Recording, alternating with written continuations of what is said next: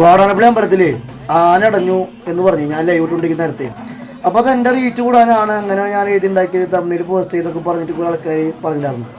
അപ്പോൾ ആന അടഞ്ഞു എന്നാണ് ഞാൻ പറഞ്ഞത്, ആന ഓടിയെന്നല്ല കേട്ടോ, ആന അടഞ്ഞു. അപ്പോൾ അതിൻ്റെ ആ അടഞ്ഞതിൻ്റെ ഒരു വീഡിയോസ് ഇവിടെ പോസ്റ്റ് ചെയ്യണ്ട, അപ്പോൾ എല്ലാവരും കാണണം. ഓക്കെ,